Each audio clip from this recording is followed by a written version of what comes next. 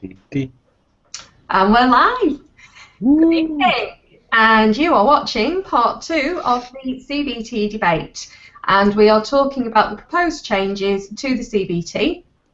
The consultation is linked below the video on YouTube. So if you're watching this through Google+, if you whiz back to the YouTube page, then you'll be able to see the link to the document that we're talking about. Tonight I'm hoping to look at sections 3, 4 and 5, if we can. If we can't get through them, we can always carry it over to next week. And this week, hopefully, I'm a little bit more organised and have pre-read all of the sections. I have pre-read all of the sections. No messing about, this is serious stuff. This is bike stuff. Oh, yeah, serious stuff. It is. I've pre-read the questions and hopefully taken out a lot of the waffle and the BS. So the format it will take is I will read out a chunk and then put questions to the panel based on that chunk, what I have just read out. If that's okay with everybody? Yep, that's fine. Excellent. So we'll just start off by doing a round of introductions, give anyone else who wants to join us a chance to jump on. If you do want to join us, give us a shout on Skype. It is Brain Dump on Skype. Yes. Or Mr. B4Busser at Gmail, same thing. And you'll find us. If you are one of our regular Hangout people, then the link is in the in the group chat. So, start off, Mr. B. Would you like to introduce yourself? I'm Mr. B from the Brain Dump channel. Tell us a bit about your riding history. Just briefly. We don't need the full life story. A bit. I've been riding for a very long time. And you've never taken a CBT? No, I've not taken a CBT. Obviously, you did. Mm-hmm. But yeah, I think things have changed, and that's it really. I've been riding for a very long time, and I ride a very fast bike, and I've had lots of bikes. Thank you very much, Mr. B. We'll move on to the Yorkshire Biker. So I am the Yorkshire Biker. I've done 2 CBTs, and I hope you guys find this interesting. If not, then there's not what we can do. I'm sure Ant and Dec are on telly somewhere. I don't know. Thank you very much. And Suffolk Andy. Hello, everybody. Have I got to introduce myself like I'm on stage or something? No, just like you're in your kitchen or something. Oh, like I'm in my kitchen. People a bit of your riding history. How long have you been riding for? 42 years. I've been riding a motorbike for 42 years. When I started riding a motorbike, there wasn't such a thing as a CBT. You just got on the 250 and rid it, and that was it. So this thing is a change now, and that's been in since 1990. Am I right? I think I am. And it's going to be upgraded by the government, and this is our thoughts on the upgrade. Thank you. It's brilliant. Thank you very much, Andy. So I'm going to start off by talking about section 3 of said document. There is a link below the YouTube channel version of this Hangout. So section 3 is improve public knowledge about CBT and improve awareness of what trainees can expect from their instructor. Why? Because public knowledge about CBT and what it covers is limited. It's important to raise public awareness about how to choose a good trainer, what they need to know about the highway code, what they need to know about protective clothing, and, as discussed last time, how to improve the awareness that 2 hours on the road is a minimum and that for a lot of people more will be required. So how are they proposing to do this? Better communications, and better communications aimed at parents, and the direct quote, which is where I think some of the contentious stuff is going to come from. This might also include working with industry and manufacturers' representatives to produce an information pack that trainers can give to parents and guardians. So what is going to be in this could be things like what you need to know about the highway code, what sort of protective clothing you should be wearing, bearing in mind that this will be populated and the words will come from manufacturers. And the key thing is that 2 hours is the minimum, and most people will have to do more. So What do you think should be in this information pack that is given to new people thinking about taking the CBT and to the parents of people thinking about taking the CBT? What kind of information should be in there as a minimum, in your opinion? Starting with Suffolk Andy, with your 42 years of experience. Well, listen to what you just said, and I don't want to get onto a political broadcast here at all. But as you know, the government that we've got at the moment is obsessed with privatisation, and you know that everybody who knows them has got to make money out of this, and all their friends have got to make money out of this, and all these companies have got to make money out of this.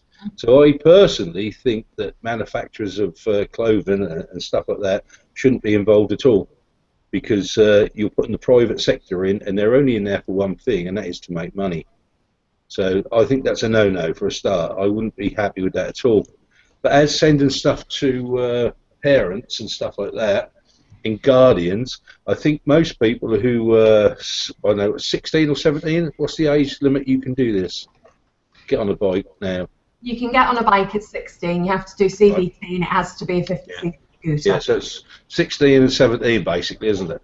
I think most 16 and 17-year-olds don't want a pack sent to mummy and daddy to tell them how they're going to go and ride a bike. I don't think that's going to work. They won't give it to them, and they won't read it anyway.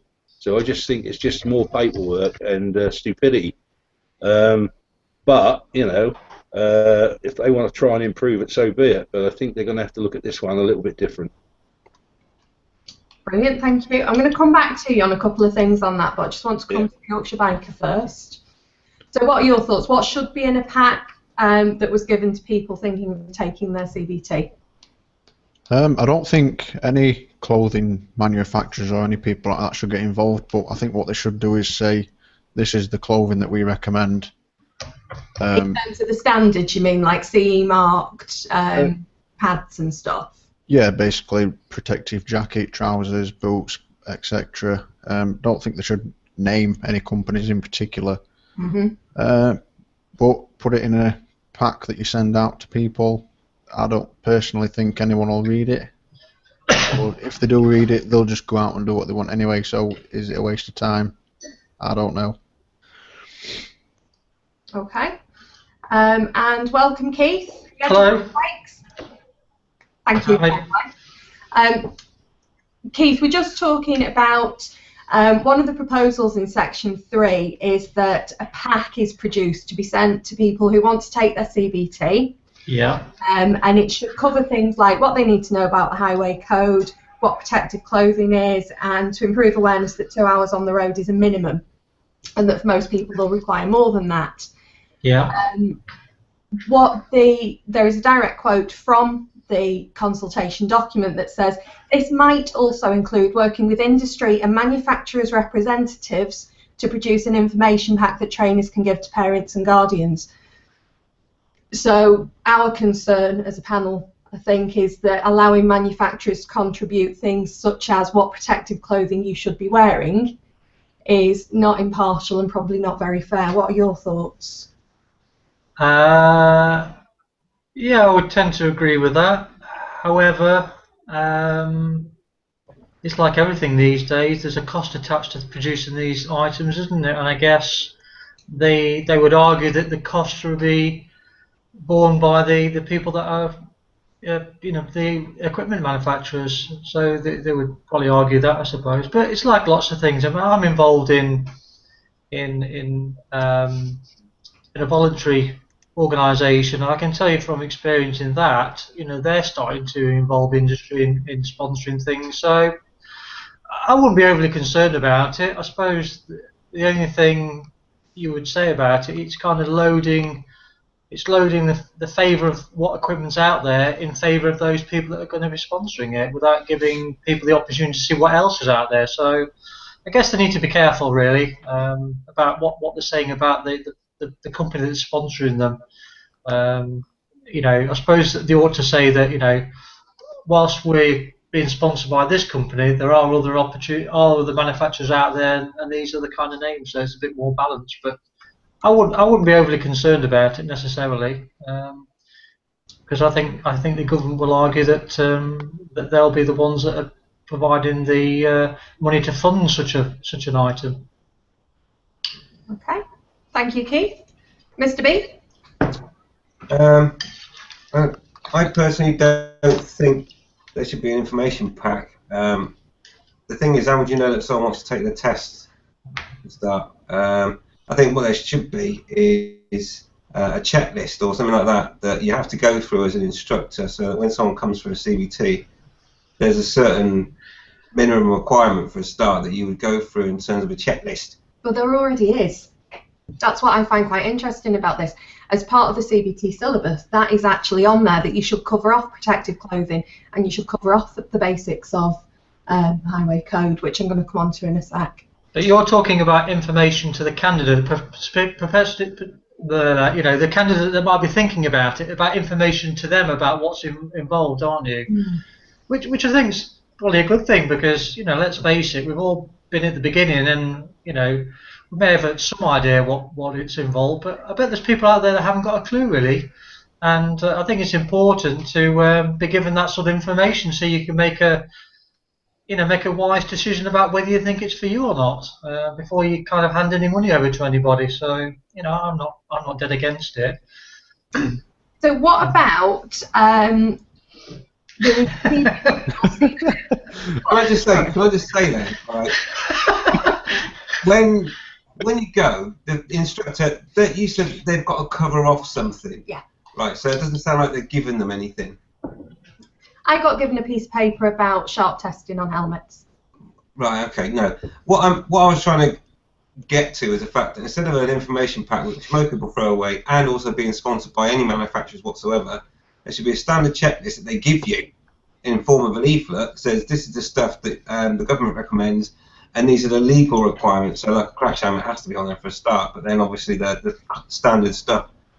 And that's what I was going to say really, but not sponsored by anyone, because what they're basically offering then is like a backhander to, I'm not even going to name a brand because I'm just not going to, but they could then basically own the rights to advertising for all new riders on their clothing. That'd be crazy, because they'd be the sole supplier of information about where, I don't know, Freddie's gloves or something, or whatever, whoever sponsored it. Obviously it wouldn't be that, it'd be probably a major manufacturer that's got the clout to do it with, but that'd be like other manufacturers are available. Exactly, yeah. Hopefully there isn't a Freddie's gloves manufacturer out there, but if there is. But I think what we skipped over there, and partly because I loaded the question in the way I did, one of the things that needs to be improved is people's understanding of what they need to know about the highway code before they do their CBT, which I think that would be quite useful to let people know before they turn up on the day to do their CBT. So how would you do that? So again, I'm going to put that to the panel. We'll start with you, Mr. B. How would you make people aware that they need to have a good understanding of the highway code before they turn up on the day for their CBT? By passing their theory test before they get near a bike. Fair enough. And without changing the law, if we can't change, because this isn't about changing the law as it currently stands, this is about doing things without taking 2 years to go through Parliament to change the law. So without doing that, what would you suggest? Maybe a mini test? But who vets the test then? But yeah, I mean, if that's all you can do is a mini test, then I would. I mean, if I had all the money in the, well, not all the money in the world, but if I had enough money to run my own school, then if a rider comes up to me and says I want to ride that bike and I want to pass my test, and say right, okay, so just before we do that, obviously before we go out on the road, because I'm responsible for you, that's the other thing. Oh my God, they go out on the road and they've got someone in front of you possibly. And the only link you've got with them is a headset, and it's like, you're meant to stop at that red light, by the way. Oh, that's splat. Oh, yeah.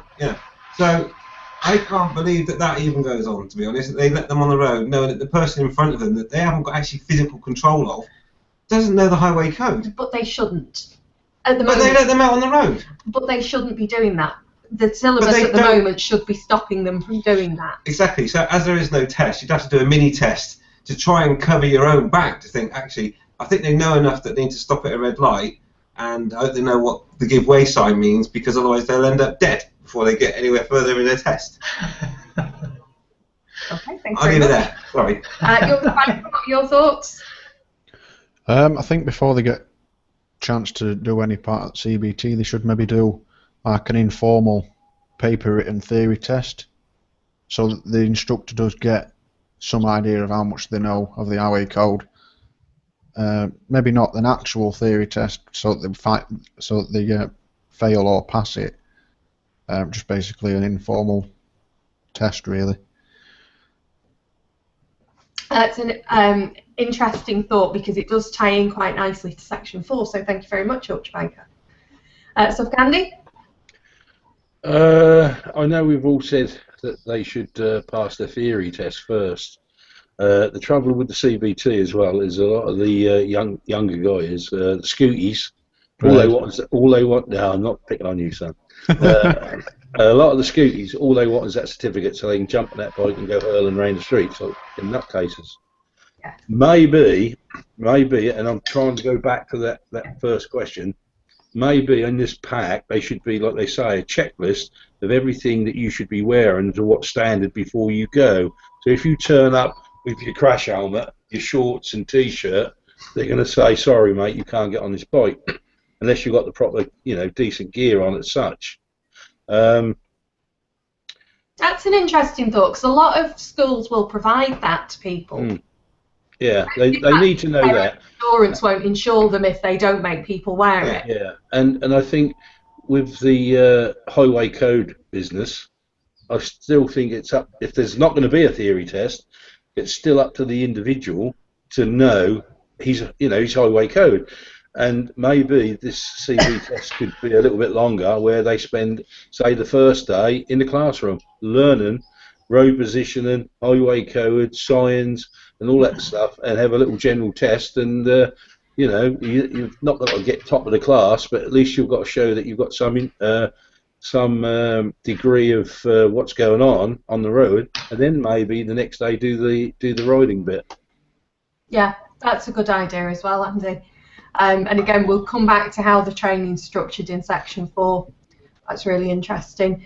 And Keith, what are your thoughts? Yeah, I think I echo what Andy just said. I mean, you've got to assume that some people are going to, this will be their first mode of transport, and they may be kind of 17 years old, so they're not going to have that previous driving experience, for example, that you might have an understanding of the highway code.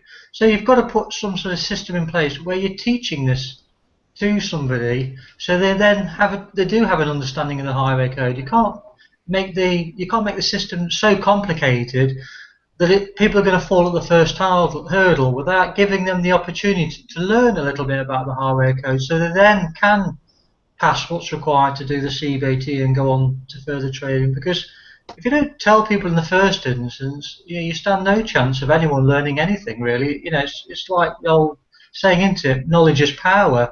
And if you don't give people the knowledge, how on earth are they going to progress? So I think you've got to understand that some people are not going to have any experience, either riding, driving, or even any knowledge of the highway code. So you've got to put some sort of system in place whereby you're giving that person the opportunity to learn about it, if they're then going to have to do a test on it, because otherwise they're just going to fail straight away, and that's not good for anybody.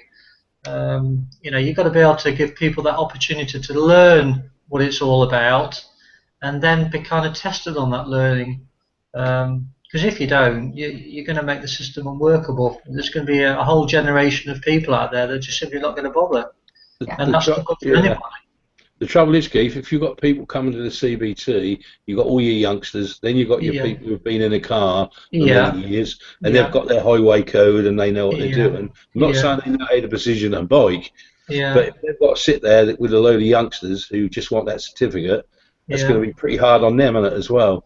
So, maybe if when you went there, if you was a car driver and you've been driving and you've done your theory in a car, maybe then you could be put into one section, and the complete utter beginners could be put in another section, and they could be taught, more basics than these other people. I know it's all confusing, but no, Andy, it's like you've read my notes. That just segues us beautifully onto the next part, which is another way that they're proposing to do this to improve knowledge about CBT is to change trainees' expectations, as this may help instructors offer more choice of charging options with additional fees for further short lessons rather than a fixed rate per course. So they can tailor these CBT lessons to the needs of the individual learner, which is that's the whole key thing about the reason for this change, is about tailoring the training, and we're going to talk a lot more about that in section 4. So again, a direct quote is, "It's important to help trainees understand the risks they face as new riders and how getting the right training, even if it costs more, will help them to be safer on the road." I mean, there's also an argument. I mean, there's a whole generation out there of drivers who've never had to learn about the highway code. And then, you know, I could quite easily raise my hand and say that I don't know all the highway code, and I've been driving 20 odd years. So, you know, you can't automatically say that just because you've been a driver for 20 odd years that you are any more better at knowing what the highway code is than anyone that hasn't got any idea. Because you know as well as I do, there are people that have perhaps taken a test in another country, for example, that have not been tested on our highway code. And a whole generation of people, I include my father in that, you know, he's in his 70s, and I bet you bottom dollar he's never done the highway code. So, you know, that's another really interesting point, Keith, because the biggest growth area for new bike sales and for new bike learners is actually people 50 plus. I mean, when I got given my DVD on the highway code, I scoffed at first. Thought, what on earth do I need that for? I know what the bloody highway code's all about. Anyway, I got the first few goes of that. I tell you what, I failed miserably. Yeah.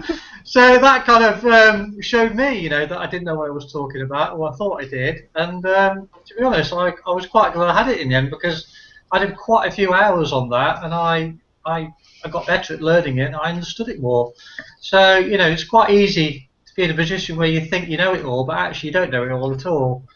And anyone should be able to learn at least something that perhaps they thought they knew, but actually when they questioned about it, they probably realised quite quickly they didn't know it all at all. And they, you know, I would argue that you know, everyone needs to be, you know, a refresher on the highway code, irrespective of what level you're coming in, whether you're a 17-year-old that's probably got no experience whatsoever, or someone that maybe is coming back to biking after a period of 20 or 30 years, because I guarantee even those people will struggle with some of the questions on highway code, because they might think they may know it all, but let's face it, we don't. Even I don't know it all now. I bet if there were some questions that I was tested on, even now I would probably fail some of those questions because I don't know it all. And again, that takes us back to having to do a pre-test of some sort, be it your full theory test or a theory test light. I thought you said you'd eaten your cornflakes, but looks. No, I didn't say I'd eaten it. I said I was going to have cornflakes tonight, that's what I said. Right. Moving on to Suffolk Andy then. Well, I think that's just the same as what I've said, really. You know, I think it's just a question repeating itself a little bit. So I think that there will be people who have no idea, and I think they just need that extra training to get on with it, really. I think the whole thing is quite complex, and it's going to be a hard one to sort out to make it better, really. Thank you. Yorkshire Biker? I don't know how they're going to do it, but I think it would be a good idea to try and raise awareness to public about how to get a good trainer and highway code clothing and things like that. Just basically for people that haven't got a clue and they are taking it and they've never done anything to do with motorbikes or anything before. But I think what we've got to try and remember as well is how far does it go before it isn't classed as basic training anymore. It's true. That's an interesting point as well, thank you. Yeah. Finally, Mr. B, your thoughts on this, and then I'm going to hit the Q&A. Yeah, I suppose maybe they should consider using the person who's coming for their test, their experience by way of existing paperwork. So if someone's got a license to drive a car, from whatever year it was that you had to do your what was theory test. The theory test, which was about 2003. Okay, so anyone with a driving license for a car, 2003 upwards, would allow them to choose a different sort of CBT, maybe the way you said that they might be able to do, to skip some bits that, obviously they've already proven that they know that bit by doing the tests. Or maybe not cover it as intensively. Yeah, but outside of that, where you've got a 16-year-old or someone that's not got a license at all for anything, no matter what their age, or the ones that have not done that theory, then they take the full CBT no matter what, really, just for their own safety and for the instructor's peace of mind. Because if I ever was an instructor, like I said before, I wouldn't like to let someone out on a bike, with doubts in my mind about their knowledge, because at the end of the day, they're going to be on their own after they've passed or whatever, and you want to make sure that they're forearmed with enough knowledge to keep them safe until they pass their full test. But as a good instructor, again, they shouldn't be letting people out on a bike if they've got any doubts about whether they're going to be able to control it. Yeah, but then we get on to how you can become a CBT instructor. We're going to cover that off in section 4. Yeah. So just hitting up the Q&A. Calm Biker, good evening, Richard. Thank you for watching. You're more than welcome to join us if you're not too busy. He sent us a lovely link to, let me Google that for you, motorcycle protective clothing, how people can find out what's out there. Thank you, Dan. Yeah, very useful. He also says a pack, how very 1990s. Yeah, very 1990s. So what's the alternative, Calm Biker? What are your thoughts on this? Probably a link to a website. And he says he has a pair of Freddy's gloves and they're crap, Mr. B. Yeah. Benny Boy Biker, thank you very much for your comments. These are really useful. He says, regardless of what you ride, you still need to know the rules of the road. The hazards remain the same no matter what you ride. You should do a theory and hazard test. I think also people should take a certain amount of lessons on the road before they get their CBT certificate. He has just started his DAS, sorry, this is still Benny Boy Biker, and he's already learning new stuff that he wasn't taught on his CBT. The only thing that helped is that he's been driving a car for 17 years, so had a good understanding of the road. New riders don't always have a clue of how the road works. Yeah. So again, echoing what the panel have said. Good point. Thank you very much, everybody. That's section 3 done. Woohoo! Half an hour. Well, I mean, if we carry on at this rate, we might be finished before midnight. Section 4. So this, leading on from what we were just talking about how the training can be changed and what the CBT instructor should be doing. Section 4 says they're going to revise the standards check. Excuse me, I need to burp. So that it supports a risk-based approach to quality assurance and earned recognition for good trainers, which they can use to promote and endorse their skills. Now, this earned recognition scheme ties back to what Andy said right at the beginning about jobs for the boys, and I think it's my suspicion. But I don't want to colour your thoughts on this, so I'll stop talking about that. So the why from the consultation document, the CBT instructor quality and compliance check requires updating to take account of the national standard for driver and rider training to bring it in line with the approved driving instructor standards check. We also think it's important that instructors who consistently deliver good quality training tailored to the trainee are recognised for this. Instructors need to be able to promote this to prospective trainees, and the trainee should also have a means to identify those instructors. Basically, yay, I think that's all good news. So how are they going to do this? By refocusing on how training is delivered, and this will underline how important it is to make sure training is client-centred. Currently, only CBT training is subject to quality and compliance checks. So we would like to invite trainers to undertake, on a voluntary basis, very important, standards checks for their DAS training. A system of earned recognition would be available for training schools who demonstrate best training practice, provide quality service, achieve better than satisfactory standard check results, and voluntarily undertake DAS standards checks. Now, I'm hoping that some of our riding instructors are watching this. Could someone let me know through the Q&A, or if anyone on the panel knows, do riding schools have to pay for their CBT standards checks? Well, we'll find out. Because I would assume that there would also be a charge for the DAS standards checks. So the DVSA would promote this earned recognition status in conjunction with the training industry and through the use of Find Your Nearest Motorcycle Instructor on gov.uk, the assumption being that that's the first port of call for most people when they're looking for a trainer, an instructor.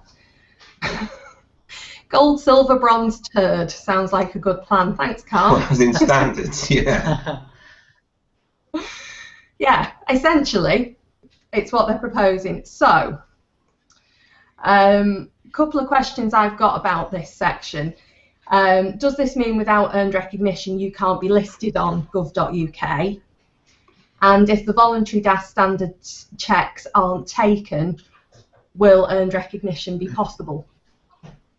That's my thoughts on it. But the questions I'd like to put to the panel are, how do you think earned recognition should work in practice? Can you say that again? How should earned recognition work in practice? So basically, the government are going to give gold, silver, bronze, turd stamps Yeah. driving schools based on. We've got one big problem with this, and the problem is that somebody's got to do these checks, go around and do it, which means they've got to work for the government. But we all know that the public sector is being hit friggin' hard, and they're cutting down on more and more staff in councils and the railways. You name it, they're doing it. Are they seriously going to employ a load of people to go around and do this? Because I can't see it. Or are they going to cut off the contracts? Yeah, they'll levy a charge to do it, won't they? It's like anything in local government. No, I know because I work in local government. If it's not something that's the local government is supposed to do, i.e., it's not statutory, then they'll levy a charge for it. I think that's how they'll get around it. They'll levy a charge, and that way they'll be able to employ whoever they need to employ to do it.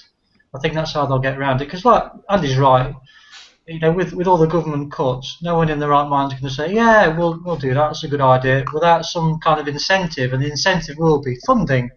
And the only way they're going to be able to fund that is charge the schools to come out and do it for them, you know, with them, or, you know, assess them. I think that's the only way they're going to be able to justify doing it.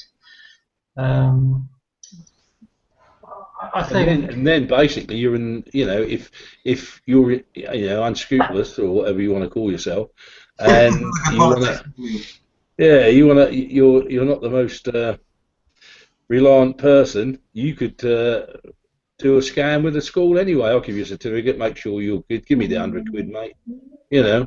And honestly, because that goes on everywhere, this country is so corrupt, it stinks like a piece of cheese. And the corruption from the top to the bottom is horrendous. I'm not going to get on my political horse here.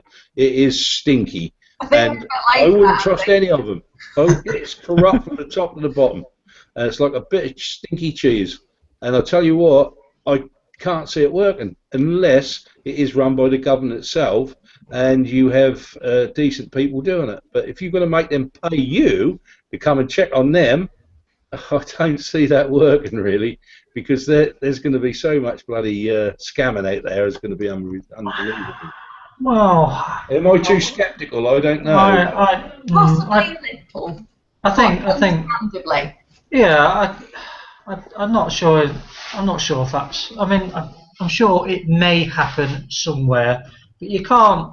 You know, give a sweeping statement like that. You think that just because someone's paying for a service to be had against it, there's necessarily going to be any backhanders. I mean, that you could argue the same for MOTs, couldn't you? I mean, you know, Keith, I can go get an MOT tomorrow without even. I'm sure you could. And what I'm saying to you, I'm sure it happens, but you can't paint the entire industry in the same way, because there are people. So I'm not saying it wouldn't happen. I'm just saying to say it's going to happen in all cases, I think No. I'm saying it could happen in some cases. Yeah, I'm sure it would. Do a boost. I think what Andy's saying, and apologies if I'm putting words in your mouth, Andy, I think what you're saying is by introducing this additional check, which would then probably be farmed out to a third-party contractor, it leaves a lot more room for corruption and backhanders. And it's the same old story on the first question. It'll be jobs for the boys. But then you've got to, behind that, you've got to have a robust auditing system in place, whereby if it appears that a particular contractor, for example, seems to be getting 100%, gold ratings, for example, or something sticks out, then there needs to be a system whereby that kind of particular contractors then quality check to see whether they're actually doing what they should be doing. I'd like to see, Keith, independent checks done on the schools by an independent person who's not receiving money off that school. That's all I'm saying. If that was independent, I'd be quite happy with that. That I'd say, yeah, fine, let's go ahead with that. But if you've got to pay for somebody to come and inspect you, I don't like the idea of that at all. Yeah, but what I'm saying is that you may have to pay to be inspected, but you may not have to pay for the inspectors to be inspected. You know what I mean? That's the bit that would be the quality control aspect. The trouble is with that then, Keith, the layer of bureaucracy will get more... Yeah, I know, but what's the alternative? I have no idea. Great ideas coming in on the Q&A. Mr. B's had some thoughts on that, but just before we go to those, I want to come to the Yorkshire Banker for some thoughts, please. I think a bit like what Keith said, if there's like a 5-star rating or whatever, the school, maybe the instructor will have to pay for it. They're not going to employ a group of people to go out and do the checks without you having to pay. But then again, that brings in the chance of it being corrupt and people getting backhanders and stuff like that to get a higher rating or whatever. But it might be that part of the rating is that aspect, but the other part of the rating might be the feedback you get from your pupils. That way there's your sort of your aspect of which is they've got as far as the person who's had passed a test is concerned, they've got no financial obligation to the school, but it's in the school's best interest to deliver good quality training so that pupil gives them good feedback.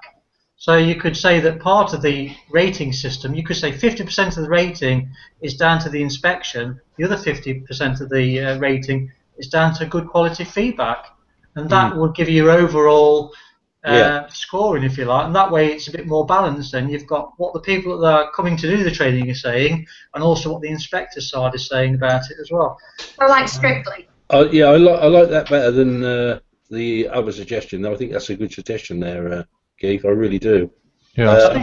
Maybe it could say in the CBT test in the paperwork that you could be asked to do a questionnaire, or you could be asked afterwards to fill in a form, what you think and whatever, and they're sent into somewhere who can check it off and see what they say. Yeah. Yeah, I suppose if the instructor knows what he's doing, that'll give him a good rating, but if he's not passing it on to his students, then he's obviously not a good instructor, is he? Mr. B, any thoughts on this one? Well, yeah, I did think that, there's a blogging community out there, and there's some experienced riders, and I've always been very tempted. I don't know how to go about it, but I kind of do, and I think I've just seen things come up from Bex as well, but on the lines of like a mystery shopper. I would love to take an undercover camera and go into a CBT and just see how it goes, and especially the one that you went to. Mrs. B went to one, and she come back not even knowing what the clutch was for, and she rode a manual bike, which I can't get my head around at all.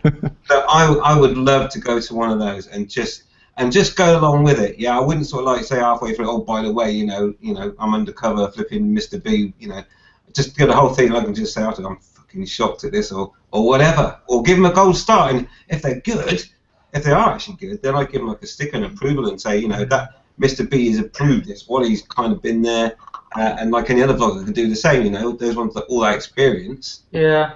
So, or give them a turd sticker, I think, can't bike it. Yeah. We're going to come to the comment. Yeah. I just thought that maybe we could do a bit of own mystery shopping, and then. I think mystery shopping's a good idea, but I don't think what is a good idea is if you send a seasoned biker. I think why don't you just send someone that isn't a biker completely and say and send them with a hidden camera. They know the training bikers less likely to kill themselves. Yeah, but then you'd ask them questions afterwards about what were they because it's difficult. As a biker, I mean, I don't think I'd be very good at pretending I couldn't ride a bloody bike when I've already ridden a bike for 5 years. It's I mean, it'd be difficult to lie, wouldn't it? You don't have to pretend, Keith. Actually, you could do a CBT again, right? But the point I'm trying to make is it's difficult to try and come across as someone that's a complete newbie when you're not a newbie. It's easy to have a mystery shopper that is a complete newbie, and then either have a hidden camera or tell them these are the aspects that you should be told, and tell us whether you were told that when you went and did your training, and that way. Because I think the school, if they were fairly wise, I think that hang on a second, something doesn't quite add up with this one. That Mr. B looks like he's been on the bike before. You know what I mean? It'd be a bit difficult to hide. I think, at least I think it'd be difficult to hide. But it's a valid point. I think mystery shopping is a good idea. If you planned it well enough, if you went with someone with no experience at all, then they wouldn't necessarily know whether or not they should have been taught about the clutch, yeah. Now, going as a seasoned rider like myself, I mean, I'm quite devious. I mean, I'll go there and I'll sit on a manual bike and I'll say, right, okay, what you need to do now is just put it in first gear. Cool, first thing I'm going to do is I'm going to slap it in first gear without touching the clutch and see what they say. Crunch. You know what I mean? I'm not gonna go, oh, right, yeah, and I'll just get the revs up, yeah, and then off I go. Can I do I'll be riding like I pretend I don't know what I'm doing, It's like, I'll switch the bike on, where do I do that, what's this button? That's the horn, right, okay. So that's how you do it. I'm devious. I mean, the mystery shoppers could be people that have just recently passed the CBT. Yeah. What? Go and do your CBT. Well, she knows how to use the clutch now. Actually. Go to another school and see if doing your CBT in that school was different, better, or worse than when you did it at the last school. Because they're in some respects they're still fairly they're fairly green, fairly new, aren't they? Yeah. And not as easy to ride them. Q&A, guys, if you don't mind, sorry. Because we've got some really good and some silly and some interesting. Richard wrote a silly one. So Calm Biker says, I'd do the spot checks for free as long as I could publish the videos. And if they would spot check 16-year-olds, it would take ages.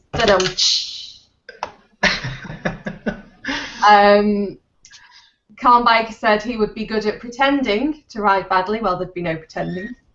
I'm only joking. Right. She's not. So, Tib says, I think they should carry out random spot inspections. If it goes well, the trainer gets an I'm a good trainer sticker. And an infamous biker sticker too. Kind of like when you go to the dentist when you're a kid. I still don't have a tip sticker. No, we haven't got a tip sticker. We haven't got a tip sticker. Shocking. I'll stop calling you Tip if you send us a sticker. And he says, oh, maybe they could have a name badge, and if they do well, they get a gold star on it, like in McDonald's. Good idea. Calm Bike follows that up with gold, silver, bronze, or turd, Kev. Trainers will really want to avoid wearing a badge with poo on it. Like literal real poo. And a sensible one from Bex. Thank you, Bex. Always wants to give us sensible, thoughtful comments. Thing is, though, if schools did have checks like Secret Shopper, it would expose those bad schools which are out there who are providing poor service. Yeah. So we think a Secret Shopper type spot check is how it could be done. Any more thoughts from the panel on this one before we go into the next part of the question? Is there anything in place? I don't know if you can tell me. I don't know, but is there anything in place for driving instructors at the moment? How they monitor driving instructors, which they could bring over to this? I suppose everyone that leaves a driving instructor ultimately has to pass a test, though. Yeah, but there's bad and good ones, isn't there? And there's shoddy ones. So I didn't know if the government had got anything in place to check driving instructors. The CBT instructor quality and compliance check requires updating to take account of the national standard for driver and rider training and bring it in line with approved driving instructor standards check. So there is some form of check. So there is something there for people that drive four wheels. Yeah. All right. Yeah, fair comment, Kev. He does, doesn't he? He's not got a Mr. and Mrs. B sticker. Yeah, I've given him. I'm sure I have. No, you got him an ice cream. You didn't give him a sticker. I think I gave him an ice cream and a sticker. But anyway, never mind. We'll sort that out another time. If any of these guys want to come on, by the way, Bex, Calm, and Tib, if you want Or to anyone else who's watching. Anyone else wants to jump in, you're more than welcome to. We know there's a few people watching. Okay. So the next question then: who should be responsible for defining a quality service standard? Who's going to say what that standard is that people should be meeting, that the secret shoppers should be checking against? Bikers. In general? Well, yeah. Should there be a quango put together? Should there be an expert panel? Should we get Guy Martin to say what he thinks? The expert panel's right here. Well, they come to us. We're telling needs to be in. Guy Martin should definitely be involved. Expert, though. Experienced. Seasoned. I think I said on my one of my vlogs a while ago that I think that some of the more experienced bikers maybe could help with giving a bit of experience into this. I don't think for 1 minute they ever will ask us because they don't like us anyway, so that's beside the point. But I think experience is the way forward with it, and getting people who actually understand what biking is all about, and then maybe that experience can come through, and some of these government politicians and could understand it better than what they do anyway. Yeah, I think that's a good point, because there's a lot of bikers out there. I mean, just on this panel, we must have 100 years of experience on this panel.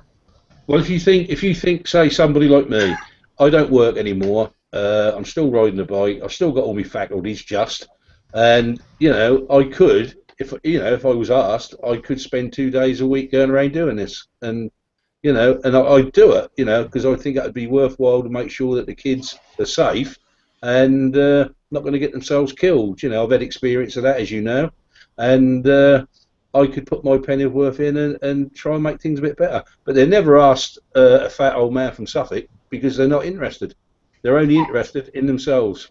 And when we respond to this proposal, all this kind of stuff is I will be putting in our response.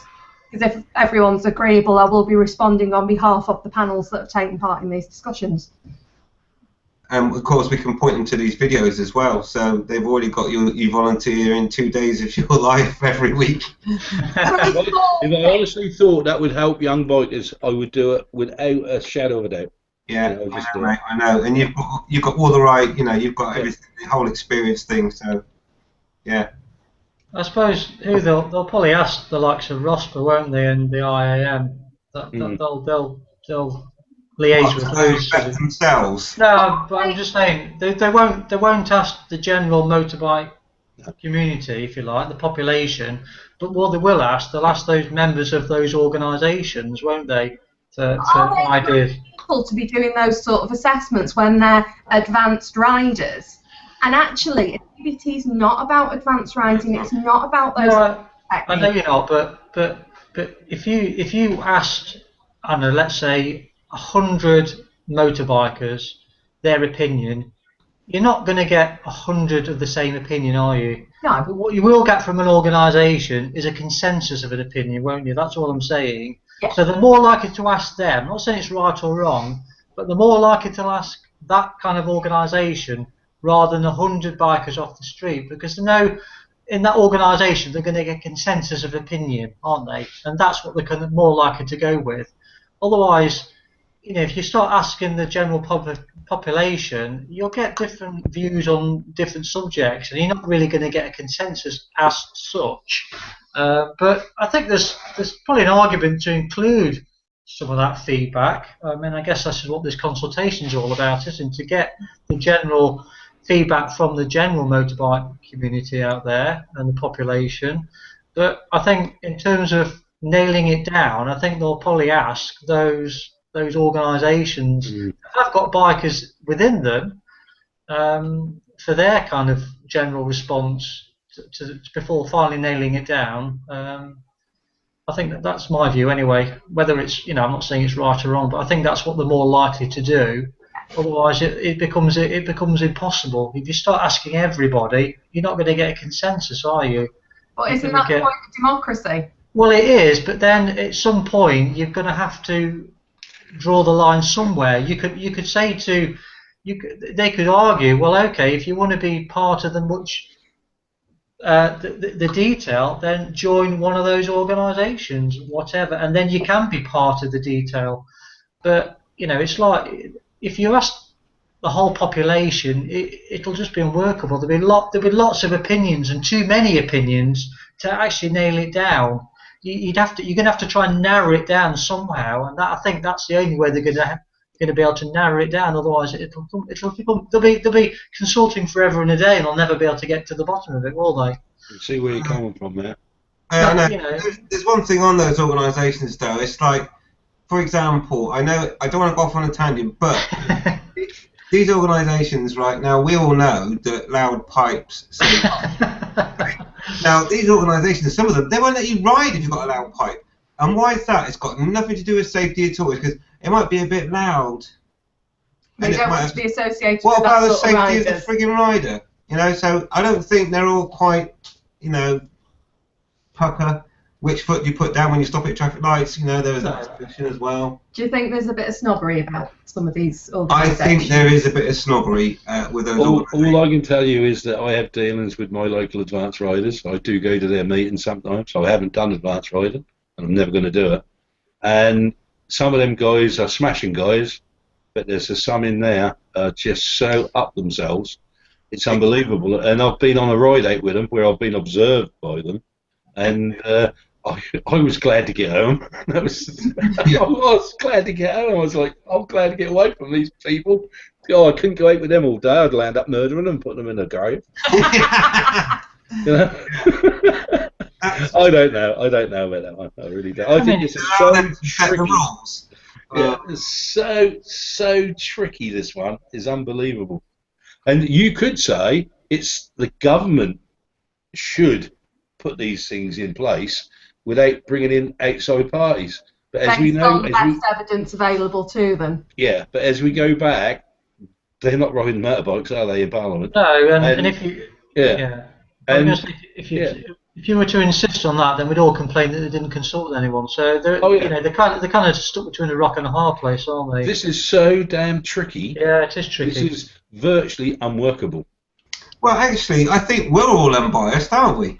Well, what I was going to say was what about as a response to this is who should be responsible, is that there should be representatives from all areas of the biking community. So representatives from ROSPA, representatives from IAM, representatives from people who are just doing their CBTs every couple of years, people who are just bikers who've been doing it for 5 years, for 5 months, for 50 years.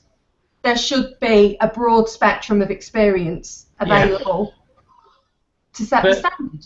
Yeah, I agree, but have a wide spectrum of people, but make it not a wide group, if you understand what I mean. Otherwise, you have a representative. So like 500 people will go to one person and say, right, this is our general consensus. We all brilliant. Right, I'll go and take that forward. Yeah, because even within that, there's still going to be disagreement, of course, and you've got to have that consensus, haven't you? Really, so at least you could say, in general, the principle is that we agree to this, even though there'll be some people out there that probably won't agree to it. There's got to be a general consensus, haven't there? It's not going to suit everybody, of course, because I think whatever they come up with, someone's not going to like it, aren't they? So you're kind of damned if you do, you're damned if you. No, exactly, and that's a difficulty, isn't it? One suit won't fit us all, will it? Exactly, no, so I guess... I'm just going to quickly go to the Yorkshire Biker and then we're going to go back to the Q&A. Yorkshire Biker, have you got anything to add to this? No, I think you've covered it all, really. I was just going to say you might want to check Q&A because Tib's spamming it. No, Tib's naked. In fact, can everyone just take a moment, close your eyes, Shut your eyes. Close your eyes and imagine Tib naked. Don't shut your eyes. Oh my God. I've got matchsticks. For anyone that doubts, Tib has claimed he is naked. Yeah. So it's probably not for the best, so definitely keep those eyes open. Yeah, leave that bear alone. Okay, Q&A then. So, Tib says, what about forming the IAL, Institute of Advanced Learners? I think we're onto a winner here, folks. Is this like for the people that have been learning for the longest ever? Well, that's what Calm says. It says it's the IAL for people who've done at least 5 CBTs. Is that even possible? Yeah. Yep. 2 years. Is it 2 years per CBT? Yeah. So that's 10 years on a CBT. And Wow. still pass your test. Or choosing not to. When I did my CBT, there was a chap there who rode a 125 commuter bike back and to work, didn't want to do his big bike test, didn't need to because he had a 125 that worked for him, so he just did his CBT every 2 years. Some people do. And also, which I don't think is a bad idea actually, Tib, I know you're only joking, but an annual Golden L Plate Award for instructors to aspire to. Oh, so like a riding school has a golden L plate for like being really For well being the best training being the best. school in the UK and regionals and stuff. and a brain dump sticker as well. But no, yeah, no, I know what you mean. Yeah, no, gold. No, that's a good idea. I think that's quite a good idea. Who would That's give a out nice the golden little L plate? incentive. Guy Martin. It could be the inspection on that basis could be your peers, couldn't it? It's what your peers think of yourselves. Yeah.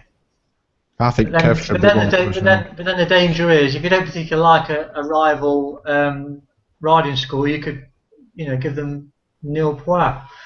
But I suppose you do a different region, wouldn't you? You wouldn't do your own region because you wanted that impartiality about it, wouldn't you? I think you'd That's get a good people idea. trying to do it for themselves as well. Yes. Tib, I'm just going to delete the comment there. Otherwise, it'll be another apology video. I am going to comment. Like to say you're rubbing butter on your nipples. Thank you for sharing that. That's nice. Again, everybody close your eyes and imagine Don't that. close your eyes. Let it go.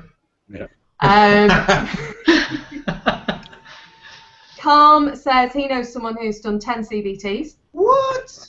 Oh. That's good going. What?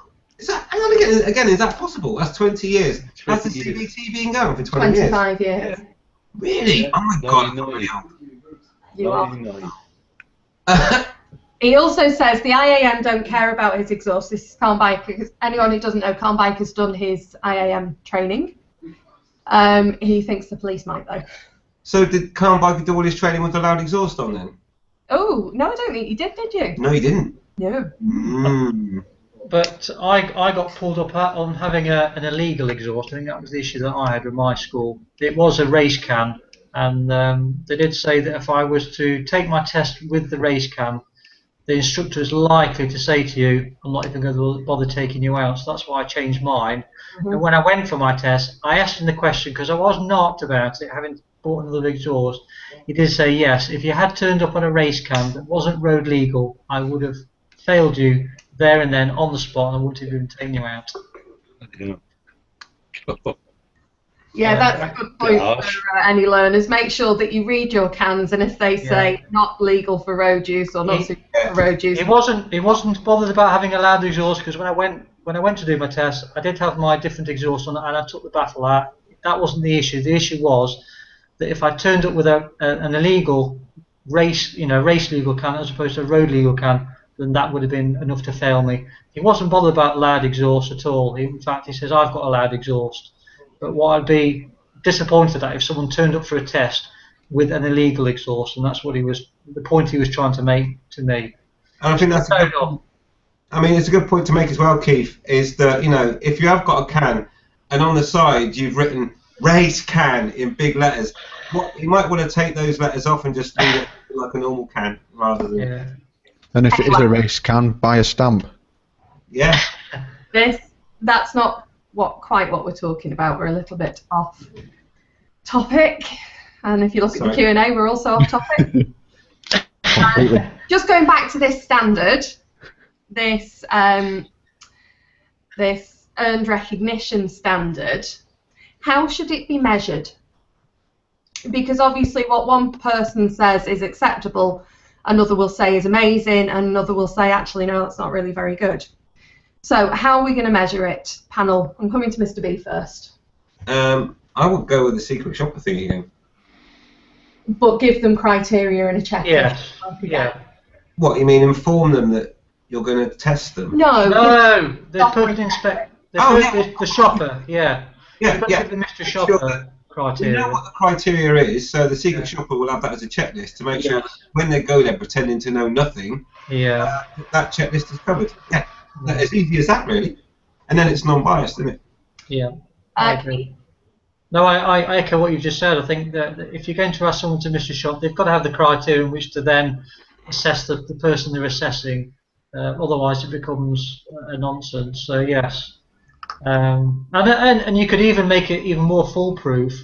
That you could say to the person who's doing the mystery shop, don't even tell them what the pass mark is or what the total needs to be before someone passes, so they don't have that additional pressure thinking, oh my God, he's the one short of a possible pass market. I might just give them 2 instead of 1 on that one. Just don't tell him. But just go along. The person. Yeah, just go along. Here's the criteria. I want you to mark again, 1 to 5 in each of those, and then let us have the information back. Just don't tell them what the pass mark is even. Yeah. And that way, there's no pressure then to sort of give them. Oh, I tell you what, I'll just call them. It's a shame for them to lose on 1 mark. I'll just give them another couple of marks and make them pass. Just don't tell them. Tell me that again, but talk about the clutch more. Otherwise, I'm gonna have to fail you. Yeah. Not so secret shopper. Yeah, not so secret shopper. Yeah. So for Candy, what's your thoughts? I think I've got to go wholeheartedly with Keith on that one. He virtually said everything I'd say, really. Like I said earlier, that's just a tricky one. I don't know how we're going to fit this checking up thing in without upsetting some people and not others. But I think Keith is on the right vein. I'm still not 100% sure if the secret shopper is the way, but I think you need somebody to turn up there and obsess them and make sure they're doing a good job. How they do that, I've no idea, but I would believe wholeheartedly that when they've done all this, it will be one big cock up anyway. Oh no, I'm sceptical again. Yeah, I'm sceptical of that. And I've got to say something to you, Mrs. B. We live in a democracy? I don't think so. I know. Don't. Our European elections last year or the year before, we didn't even get to vote because we had 2 candidates and 1 stepped down. That's democracy. Yeah. Anyway, we won't go on that tangent because I'll just go into I will go into an anti-everything rant if I did. Can I just say, let it go? Let it go. Let it go. I'm going to have to let it go. In fact, I'm going to have to let it go. Hang on a minute. I've just got to let it go so much. I've got to go to my fridge and I've got to get a beer. All right, Dr. Biker, how are we going to measure this standard? I think the secret shopper thing might possibly work, and also get in touch with past students as well, so they've got like more of a broader range rather than just getting one person, because an instructor might have sort of suspected it, but if you get in touch with past students, they obviously have no idea, so they're going to give their honest opinion. Yeah. And I think he hit the nail on the head, from my opinion, is that doing it 50-50, half on the assessor's mark and half on student feedback, is definitely the way to go. Yeah. So from the sensible to the not so sensible, Tib has now got hair in his butter. Jenny's going to kill him when she makes her toast in the morning. Actually, it's his toast. Who cares? Put lots of hair on it, Jenny. Calm Biker, funnily, I've got butter in my hair and I spent the night at Tib's. How did that happen? Would it explain the puncture in the airbed? I didn't say which hair either. Hint, I'm pretty closely shaven upstairs. Ah, really? You're just wrong. You know I'm trying to keep this sensible, you two. Will you stop it? They have to show their faces on Thursday. And in slightly more sensible comments, Calm Biker says, yes, I did do most of my training without baffles. I did the test with the baffles in. Why? You got scared. Double standards, yeah, right with us, but when it comes to the test, then you can't, alright? Because you're not in our crew otherwise. I would be interested to know why they can't. And he also says that his observer has twin arrows on his speed triple, which vibrate your brain out. It's so loud. Are they going back to the other thing again? No, we're not back to the butter in the airbed, I don't think. Right, okay. Yeah, brilliant. Yeah, louder is safer. Right, chaps and chapesses, name backs. Section 5, which is the last one that I want to cover off tonight, and we're well on target for finishing for 11 o'clock, so thank you very much, everybody. Section 5 is to revise the qualification process for motorcycle instructors. The reason being that current assessments are not aligned to the national standard for driver and rider training. The focus should be on how training is delivered and the manner in which trainers identify and assess trainees' learning styles and needs, rather than the assessment being based on the topics covered. And again, I've got some questions related to that, which go along the lines of, so should currently qualified instructors have to undertake new training? And if that's the case, if they do have to take new training, understanding how people learn and assessing their learning needs is a skill, and it takes quite a bit of time to learn that skill. And I say that as someone who is a qualified trainer and assessor. And there's going to be some people who can't do that. Not everyone can train in the way, not everyone can learn how to assess someone's training needs. It's not that simple. And tailor the training to it. And then be able to tailor the training. At the moment, the way the CBT works is you've got the syllabus.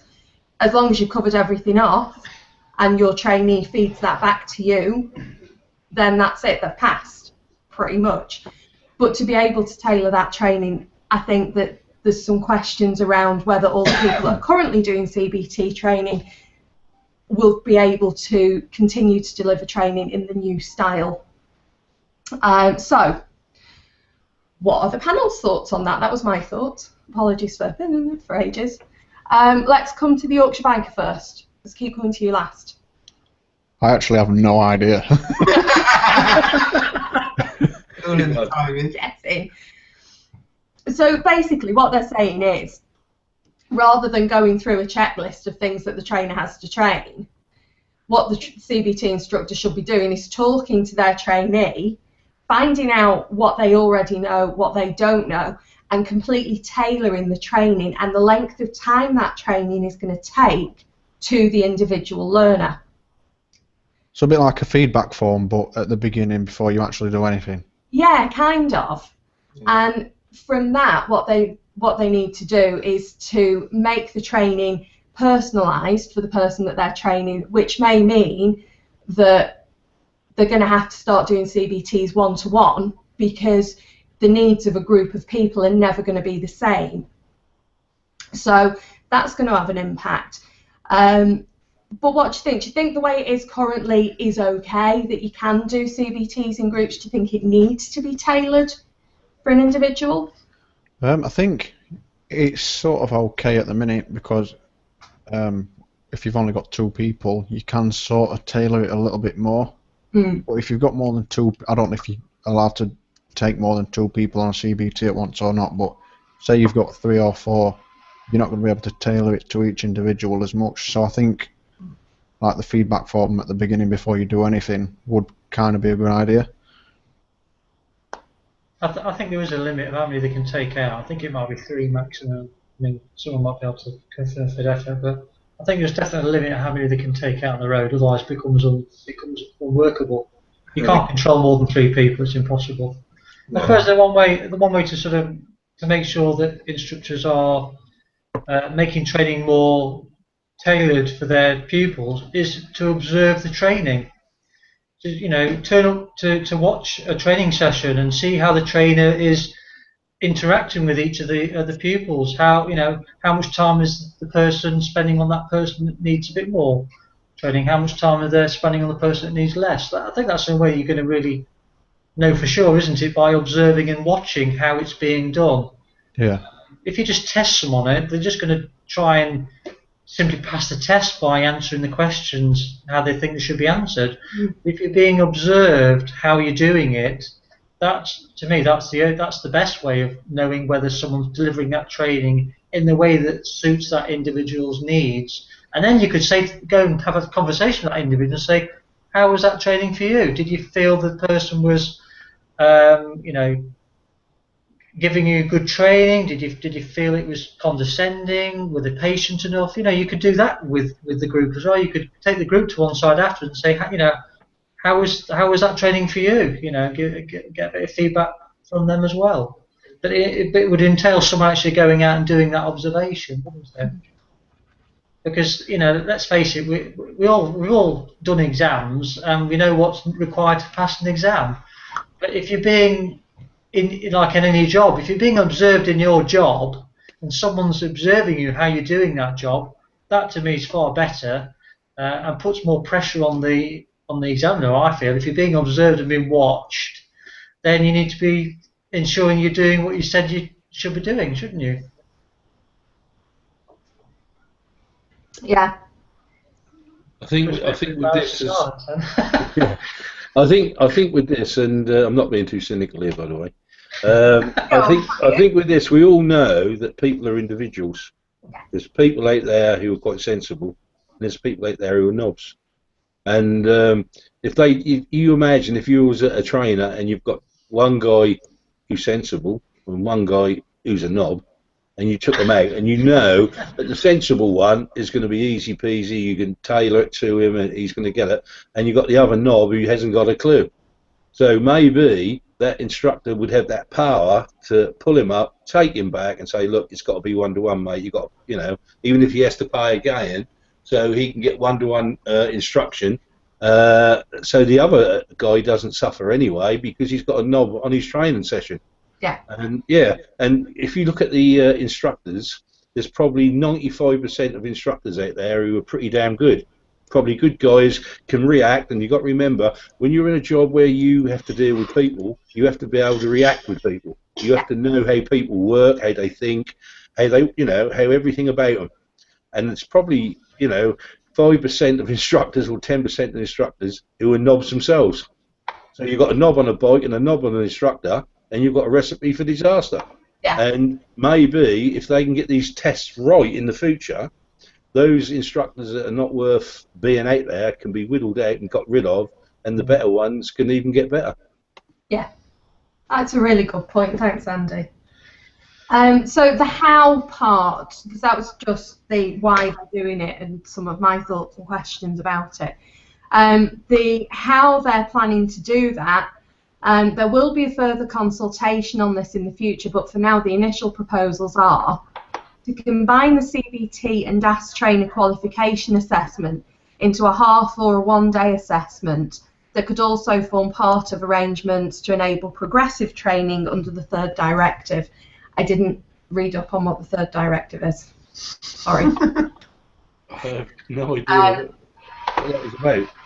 But the way it currently works is that you can be a down-trained CBT instructor, which means a CBT instructor who's done the training at Cardington can then train another instructor in their riding school. Well, they can train anyone.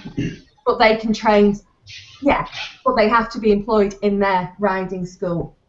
They can't give someone down training for the CBT and then they go off and work at a different riding school. They have to stay within the riding school. So, and then you've got the next level up, which is the ones that have been to Cardington, who've done the full official DBSA training. And then from there, you go on to do your DAS training. So what they're talking about here is combining the CBT and DAS. What do you think? Just get rid of CBT. If they combined them, then you'd basically end up riding away with a full license. Sorry, no, for the trainers. For the trainers. The trainer would then ride away from the training as both a CBT and DAS instructor. I think, so just one thing, can I clarify one thing? Mm-hmm. Can someone teach CBT who doesn't have a full license? No. No, they can't.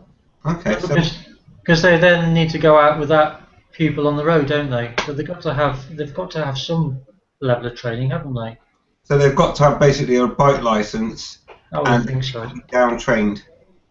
I think what you're effectively saying is that someone, let's say, I don't know, the head person at that riding school could then effectively be a trainer for someone that works for them to be able to do CBTs. That's what you're saying, isn't it? They can down train them as a Yeah. CBT instructor. Yeah. Yeah. So what you're saying, that's like Andy going to doing the test and saying to me, Andy, can you come and I'll teach you how to do this and you can take some of these kids out, basically, isn't it? Yeah, Yeah. exactly Yeah. that. Yeah. Right.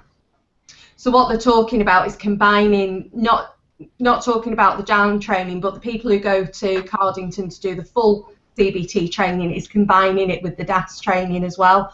So you'd come out of that as a CBT and DAS trainer. A fully Right. fledged. Yeah. Which personally I think that'd be a really good idea, because the CBT instructor I had wasn't a qualified DAS trainer, and I think that showed. Yeah, I do too. Yeah, I think that's a good idea. I mean, I think the instructors in my school were probably all DAS, because not only did I observe them doing the CBTs, I also had them when I did my DAS training as well, because you had a different one. Every time I went out on the road to do my DAS training, it was a different instructor, and I saw them all, so I was pretty confident that they were all DAS trained instructors, even though I'd observed them doing CBTs. But yeah, I think that makes perfect sense. Why on earth would you not want to be trained by someone that's done it all? Surely, for your own peace of mind, that you're being trained by someone that knows it all. Really, that you would expect that, wouldn't you, as someone being trained, rather than someone that's just been given some training by someone that's done the training. It just seems a bit of a nonsense to me. Very good point. Yeah, Your finder? Yeah, I think it'd be much better if they got the CBT and the DAS like all in one go. 'Cause as Keith said, if you get taught by somebody that's been taught, maybe they're going to put some of their bad habits across to you, and then it's just going to get worse as it goes down the line, isn't it? So. Good point. Thank you very much. So part 2 of these proposals for changing the training are to, and this is one that you'll like, is to introduce a separate means of qualifying as a down training trainer. So instead of just having gone to Cardington and then being able to do your CBT trainer training, and then being able to down train any other Joe Bloggs who's had a license for X number of years, that you'd have to do a separate qualification to become a down trainer. I would say just get rid of the down training. Well, yeah. Yeah. That would be my preference, but if you're not gonna. I don't think there's any need for it, to be fair. So basically, what you're saying in a nutshell is that if someone goes to Cardington and does their full DAS and CBT DAS, if they was going to be a down trainer, should they have another set of training on how to train? Yes. Yes. Right. Which technically, no, they shouldn't need to, because the new format of training, they should be able to assess and deliver training tailored to their learner. So that train the trainer should be part of what they're doing. Exactly. So what I would like to say is, so what it should be, instead of doing the DAS and the CBT when they go to Cardington, there should be an element of how to train in the whole thing as well. That way you've covered everything. You know how to do the CBT, you know how to do the DAS, and you also know how to train, which teaches how to spot weaknesses and work on the various areas that you feel each individual needs. Yes. Yeah, because otherwise you could be a good rider but a terrible trainer.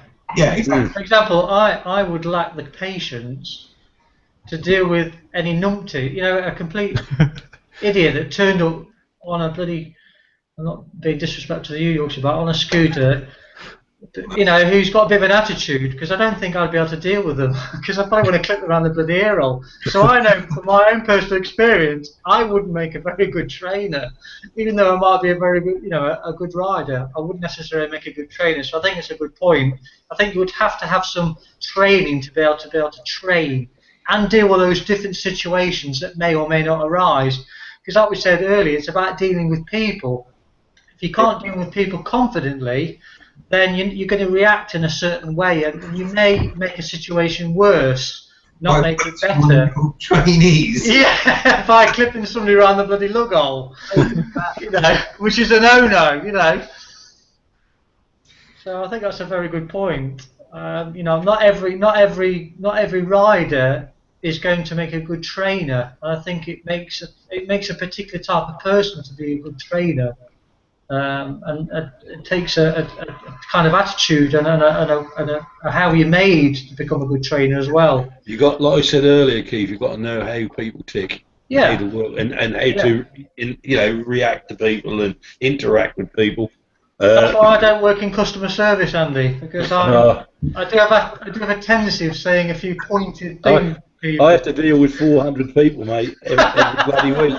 So I know what people are like, because some of the stuff I have to deal with is just unbelievable. Yeah. So but how long is this training at Cardigan? If I said I want to be a CBT trainer, hey, have I got to go there just for a day, or have I got to go there for a week, or whatever? From 2 hours. memory, I've looked at this before, and I think the CBT training is 2 days. Yeah. And the DAS training is 1 day. What? If you've already got your CBT training, I think.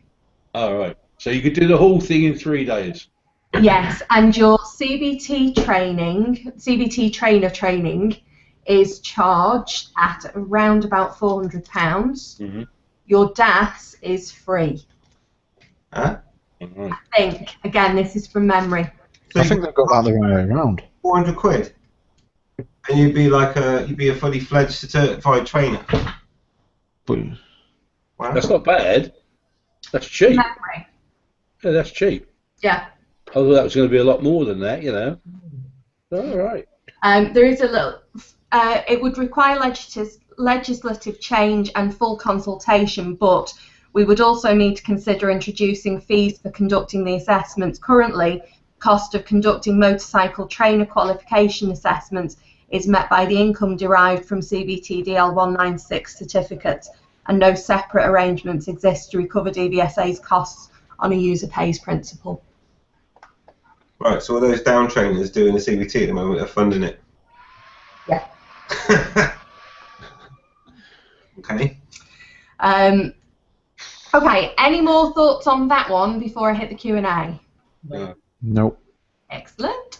Bex, thank you very much for clarifying this one. To be authorised to be a CBT instructor currently, you need to be 21 and over, hold a current full UK, Great Britain or Northern Ireland driving licence A2 or A, and have held a full motorcycle entitlement for at least 3 years and be a fit and proper person. How do they qualify that? That's key fate there, isn't it? I'd fail on that last aspect. I'm not a fit and proper person. That's the whole panel out. I think you're right there, Gav. She's also checked up. Thank you very much, Bex, again for this one. There must be a maximum of 2 trainees to 1 instructor during Element E. Element E is the on-road training. Training should be done in separate, distinct groups. You're not allowed to have 2 instructors accompanying 4 trainees as an overall group of 6. All right. Thank you very much, Bex. So it's maximum 2 then. Yeah. That's pretty sensible. That's for the on-the-road element. For the Yeah. off-road element, I think it's slightly different. Oh yeah, I know. Yeah. Okay, some more thoughts. Feral Scotsman says... what a great name. That is really good, isn't it? Individually tailored newbie versus third CBT rider. So yeah, it would be very hard to make it individually tailored when you've got a newbie with someone who's taken their CBT for the 3rd time. Calm doesn't see the problem with down training as long as the person's been trained sufficiently by an instructor. CBT is basic training after all, which is a really good point, but how do you qualify sufficiently? But can that person that's done it train? That's the thing I have issues with, is that I'm Mrs. B's a fully qualified trainer, and so am I, it so happens, and that's how we met. And that's how we met. But there's a whole host of things that you learn when you do training, all that stuff about learning styles and effective learning methods. But someone that doesn't get any training on how to train can go and train, is where my head goes, what? How can you go and train people if you haven't been taught how to train? Just my thought on it. Again from Calm says, 1-to-1 would be too costly to provide. Unfortunately, CBT for some at the moment is a race to the bottom in terms of price. To be cheap, the quality is bound to suffer. One person for 2 days seems to be the suggestion. This would mean about £500 for a CBT at £30 an hour. What? Which, yeah. So I thought the CBT only took 2 hours. No, the CBT is a full day. Day. Yeah. Minimum 2 hours on the road. Yes. Right. Wow. Okay. So full day's like 6 hours. Yeah, it's not like 9 to 5. Okay. Right. You need to watch the hangout that we had last time about it, because I think we talked about it. Oh yeah. I've not watched that one.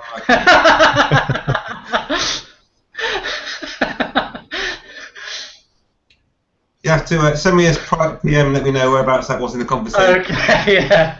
It was a long day. Yeah, well, it was a long hangout. It was. Carnbike says any reputable training school will ensure their CBT instructors are suitable. Non-reputable schools will remain non-reputable no matter what. And I think that's a good point, that changing the legislation as much as you want ain't going to change people out to make a quick buck. Mm-hmm. Also, Carnbike says to be down-trained, you have to have been taught how to train. Huh? So if you're going to be a down trainer, you have to have been taught how to train.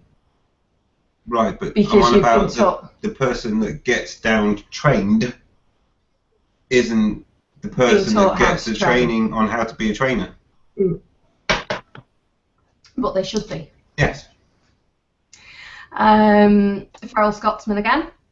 I also think there should be only one fee for complete license and graded steps to completion.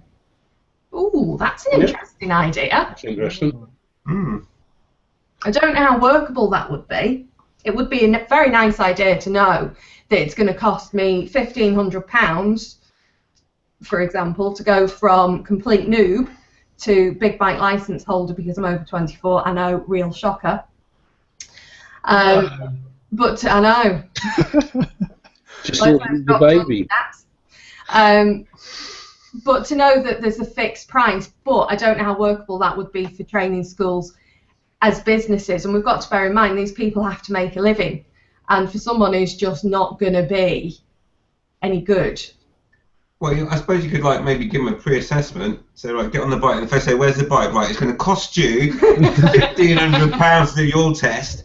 Go and sit on the bike. Oh, that bike over there. All right, that's going to cost you £1,000. And if no one else goes sit on that, oh, you already sat on it. Okay, that's £500 for you. So that's a bit like your full license at the minute with your A and your A2, but just sort of carry it on and get rid of the CBT kind of thing. I think so, yeah. I think that's what he's driving at, is that you just sort of pay a set fee, and then as you pass through the age of being able to do your A1, your A2, because it's all part of a set fee, you've already paid for it, so as soon as you come of age you can take that test. Yeah, but the only danger with that is let's say you paid £1,500 to a riding school and partway through they went bust, right? You've lost your fee. Yeah, and also plus what if you failed first time? Does it include redoing it? I don't know. It sounds a good idea, but I think there might be some pitfalls in it. But yeah. I think if you know from the offset roughly how much it's going to cost you, let's say, then if you've got an idea, I think that's a good idea. But I think if you were to give money up front to someone and they then disappeared, what's going to happen to your money? There's an opportunity there for people to run away with some money there. Well, it's an interesting thought. And you're being sceptical. You're being sceptical now. Yeah, I think tomorrow I'm going to set myself up as a riding school and charge £1,500. Oh, I'm going to go and get this bloody thing for £400. That's a piece of cake. I'm going to go do it this week. Right, this is going to be fucking fun. Okay, all these questions are jumping around. Stop +1 in people's comments, people. They're moving. They can't follow who's next. That's what they did to me last week. Okay, so Calm Biker. My DAS was a fixed price but included only one set of tests.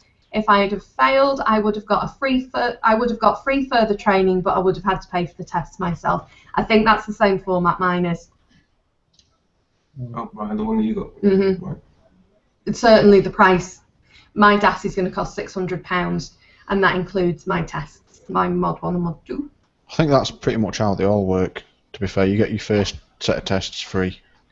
Yeah, because they pre-book a load of test slots, don't they? Yeah. The riding schools. Farrell Scotsman says government test fees are meant. Now that definitely makes sense, because I think one of the things that puts people off upgrading from the CBT to taking the progressive licence or just doing their DAS is the cost because of the test fees. Right. That's it. I mean, I'm wanting to do my A2 this year. So it's going to be 500 quid or whatever to do my A2, but then in 2 years I'm going to have to pay again to upgrade to a full licence. Yeah. Yeah, so a set price for your test fees. I think that would go down really well in the biking community, and also it would get more people on bikes, but I suppose it depends on whether or not the government wants more people on bikes. No, they don't. But why not? There's less pollution, there's less congestion. That's why they just put a pound on the tax for the bikes. Hey? A pound? Pound, yeah. Dare Yeah, they just put another pound on bikes For what? for your road tax. Oh, rude. I know, put a pound on it. But it'd All still, be bikes under over- 20, it'd still be under 20 quid for mine for the year anyway. Yeah, mine was 88 quid for the year. Well, mine was 80. So mine's Yeah. gone to... If you pay it monthly, that's 88. If you pay it in one lump, that's 80. £17. Yeah, but to be fair though, you don't have a bike yet. Oh, that's not fair. 2 wheels. And can I be really cruel? To be fair, I'd rather be in a hearse. Oh, Andy! Oh, They're probably True. quicker. yeah, but there again, I've got some sympathy for this lad because I did pass my test on a Lambretta, didn't I? Wow. Yeah. I was a mod. Okay, I think there's going to be some debate raging between Mr. B and Calm on this one. Calm says that's what down training is. It's training people how to train. So they get 2 certificates, one for knowing what the CBT is, and one for how to train. I think that's going to depend on the individual doing the down training, but could we draw a line under it? Yeah, we are. We'll talk about it next time we go out and get wet. Right, that's done. Yeah. In terms of DAS prices, Calm, being from Yorkshire and Tight, says £600. Ouch, 495 here. However, Bex, who is in your neck of the woods, isn't she, Andy? She's Suffolk way? No, she's Lincolnshire. Oh, she's Lincolnshire. Right. £700 for DAS from CBT, 3 days training, Mod 1, Mod 2, ended up paying double that in the end. Wow. What? £1,400. Well, I know Bex had to take a test a couple of times. I'm sorry, I hope you don't mind me saying that. Yeah, I think I paid close to £1,000 in total, and I failed my Mod 1 twice. So there was some 2 retests in that. So I think I spent close to 1,000. If you think about it, Keith, if you're car trained, and most people live 20 odd lessons. Yeah. You put that together, it's way over that. Oh yeah. So it's not that bad. No, I didn't think it was bad. Bex says that Calm's price is good. Her DAS was a fixed price, but she did have to pay for a retest and the trainer's time each time, which became very expensive. Mm. Which would explain, and that was with a reputable school as well. Mm. And that's one of the reasons why I am going with the school that I'm going with, not because they're the cheapest, because there are other riding schools around here who are cheaper, but I've been out riding with them a couple of times and I really, really like their instructors. And they're quite happy with me filming everything, and Mr. B's reviewed the footage when I've come back and gone. That's only to see if there's any hunting instructors on the course, that's all that's about. I bet I was like, if he doesn't mention this in a minute, then that's it. Oh, he mentioned it. Are you going with a female instructor, Mrs. B? They don't have any female instructors. Yes, they had one with the school that I was with, and that was quite popular with the lady bikers. I mean, I thought you were going to say it's quite popular with you for a minute. no. Some ladies don't want to be trained by a man; they feel intimidated. And there was one lady instructor there that was quite happy to take. She was quite happy to train anybody really. But there were some ladies who prefer a lady trainer, which is perfectly reasonable. Why not? I think most men would, to be fair. Yeah. I got the ones that were a bit rough and gruff, The women. and kept bollocking me when I was pissing around, I would make sure I took me picnic hamper so we could stop for a little romp halfway through the day. Yeah. I don't think that's allowed, Andy. That's that. How did you like that last corner I took, love? Yeah, because women are so easily swayed by a plastic champagne glass of cheap fizzy blonde and a cheesy wink. Cheesy wink? Oh, no. Cheesy wink. Oh, I'm not going to... No, we mustn't go down this road. You just need, Oh, you just got back it. to Tiffany The naked. penny just Yay! dropped. Well done. Right, anyway. Q&A? Okay, back to the Q&A. Bex is in Cambridgeshire near Norfolk. I knew she was somewhere there. And yes, on-site training and riding is different. A maximum of 4 trainees to 1 instructor when you're doing the on-site training. And I'll tell you something else that no one's talked about in the costs, is the bike. Is it that expensive because they're providing a bike, or are you using your own? Well, you think about if you think about what an average person gets paid, a semi-professional professional gets paid daily rate, salaried. Yeah. And then you factor that into the fact that most instructors tend to only work evenings and weekends because that's when most people want to do their training. Then to make that a workable full-time job, as well as having to have, because they've got to pay for the land, they've got to pay for the bikes, they've got to pay for the upkeep of the bikes, they've got to pay for the insurance. Most schools, as I've already mentioned, will provide their own range of protective gear, helmets, gloves, which has all got to be kept in good order. They provide the intercoms, they provide everything, boots, the whole kit and caboodle. So to actually make a living out of it, It's hard. yeah.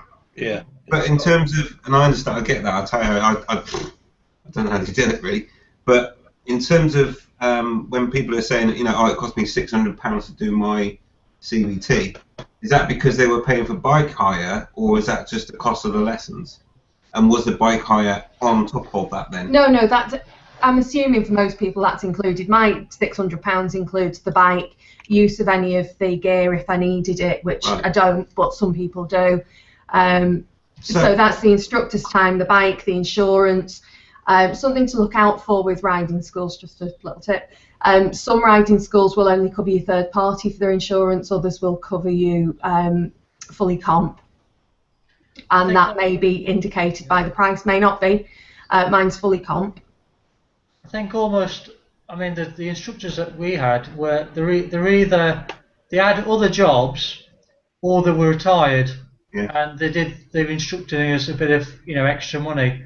There was no one, I don't think, employed apart from the bloke that owned it and a couple of people that worked in the office who were fully employed. Everyone else was employed on a part-time, as they needed basis, and I think that's probably the way that most operate, because let's face it, like I say, it's an expensive business. It's not affordable to have so many full-time members of staff unless you're a very big, productive operation. I think most of them were retired, or this instructing was a kind of bit of extra money for them at the weekend. They had a proper job during the week,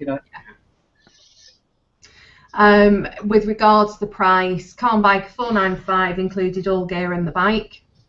That is good. It is a good price. Yeah. Move to Hull. Yeah.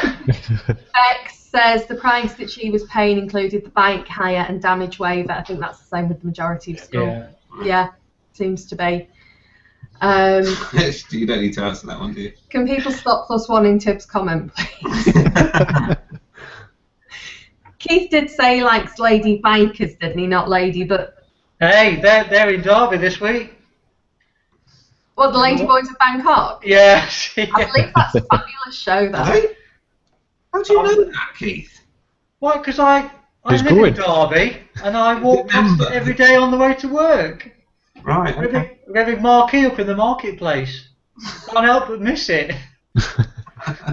But no, I have never been, and I don't wish to go. Liar.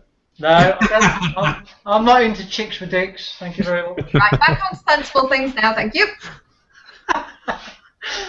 Calm Biker says the price is happening for a lot of people. The difference between CBT and a full DAS test is large. And it is. For your CBT, you're looking at roughly £100, assuming you do it in a day. And for your DAS, assuming you're over 24, and you've got your CBT and your theory test, so that's £180 thereabouts. You're then looking at another £500 to £600, assuming you pass first time. It is expensive, but if you pass, you've got the privilege of a full license. Yeah, I can't. Do you know what? One thing I can't imagine is like doing your CBT and then still having to ride a 125. And these people that say, "Oh yeah, so I ride a 125, it's fine," that's because they've never ridden a bike with, you know, any power ever. And the difference between that and actually riding a proper bike is crazy. And I think why? And once they pass their test, I bet they say, "Do you know what? I don't like this 650 or upwards. I need to go back to an underpowered 125 because that's where it is, man." I've never heard anyone say that. I must say, having ridden a 125 a lot and then jumping onto a 600, lovely divvy, big old divvy, it was just so lovely to ride. They're easier to I felt ride. safer. I felt just planted on the road, whereas the 125, I was worried about a gust of wind coming knocking me off. And it's not like I'm a little girl. No. You're not wearing that windsock thing, but yeah, Let's I'll not tell you go what, back bigger bikes are so much safer as well. Anyway, let's not digress. Calm Bike says, that said, if you've been riding for 10 years and 5 CBTs and haven't achieved test standard, something is terribly, terribly wrong, which is a really good point. But if you've done 5 CBTs, you've already paid £500. You may as well have just done your test. You have to question the rider though. It's like, why are you still doing that? Just pass your flipping test or stop riding the bike. Well, no, again, I go back to that chap that did his CBT at the same time as me. He has a 125, it's fully paid for, it's taxed, it's insured. It costs him next to nothing to run. The maintenance costs are very low. You know, his tax and insurance are very low. He uses it to get back into to work. Why would he want to pay out to get a bigger license to still ride his 125 back into to work? Because I'm guessing, I'm not going to do the maths right now in my head because I'm not sure what the maths might be, but I'm guessing that 5 CBTs is more expensive than doing your full flipping test, gas, and then riding a bigger bike. Not though, because you're still only looking at 500 quid. Some people would say, though, Andy, that the CBT is so easy to pass. You know, anybody who's got no brain will do it. And to take a proper motorbike test and everything else, some people just can't face that. You know, they just don't want to do it, and they want to keep their 125, like Mrs. B said, to go backwards and forwards to work. They're quite happy with that. It's cheap, you know, and that's it. You know, they're not going to change. And the theory test, I know we've joked about the theory test and we've done a daft spoof video about the theory test, but for some people that's a massive problem. They just can't get their head around the theory test. It's not that they don't know it, it's not that they're thick, they just really, really struggle with it. But, you know, then that raises a question in my head, is that for someone that's turned up for their 4th CBT, let's say, should that not like be their last opportunity to then go and pass their test? And after that, they're kind of like, you know, you're going to have to take like a 10-year sabbatical or something, because why can't you pass your full test? Because you don't want to. Why would you deny someone their livelihood, potentially, because they can't get back into to work by saying, no, you can't have another CBT certificate? Well, I'm sorry, but I just want to make you a little bit safer on the road, and therefore if you pass your full test, you'll have a much better chance at flipping surviving on the road, and you'll be able to ride a bigger bike. They've been doing it for 10 years, they're not dead yet, what's the problem? Good point, Mrs. B. I think that's called touche, that. Yeah, I know, but if you look at the statistics, I wouldn't argue with the woman. I wouldn't either. No, I wouldn't. Yeah, well, basically, anyway, let's put it this way. There are a lot of people that are injured and don't survive, and they're in the bracket where they haven't passed their test. Okay? I think you're talking about age groups, and actually the people who've taken their CBT numerous times are, well, if you have to do it every 2 years, they're getting progressively older and older every time they do it, so their chances of being killed in a motorbike accident on those statistics that you're quoting gets lower every time they do their CBT. Boom! Well, I think the statistics show that there's more people that die who have only got a CBT licence than there are people that have a full licence. Prove it. I haven't seen those statistics. Adam? I've not seen Prove those. it. You got to remember, I brought those statistics out the other day, and they haven't been brought out since 2000. And They're about 2013 was the last one. yeah, I read them statistics the other day, didn't I? They're always a couple of years behind. Yeah. I'll check those statistics before I go on about that. Oh. Yeah, check those statistics for I next. can just imagine every debate you have at home is very, very interesting, you two. About anything, even shopping. Oh yeah. If anyone was ever to say to us, "Oh, you're in it together, aren't you?" No. But never, ever. That's how I put up with her. I can honestly say, you two, you are just like me and my missus. We love each other dearly, but we don't agree on fucking nothing. And I'll tell you what, we have some lovely debates. It keeps things interesting. That's Imagine great. how long it'd be if you agreed on everything. Oh, it'd be boring, wouldn't it? I find the easiest way to just live on your own, and you can only disagree with yourself. I miss those. And I'm always right. Yes, Keith. All wrong, depending on which way All you're wrong, yes, all wrong. Yes. Car Bikers just come back with some prices. Mod 1 is £15.50 for the test, and the Mod 2 is £75, so that's £90 for the test. That's generally lower than a CBT. For a new rider, no, but for someone who's been on a bike for years, just do the damn test. Yes. Yeah. Yeah, but then on top of that, you've got you pay for the hire of the bike, don't you? Because from the school and the cost of the instructor going over with you. I think that you have that added on top of that, don't you? Sorry, say that again, Keith. Generally, if you're passing your bike test, you won't have a big bike yet, so you're probably having to use a riding school's bike. So you'll have a higher charge of the bike on top of that, plus the charge for the instructor to go over with you.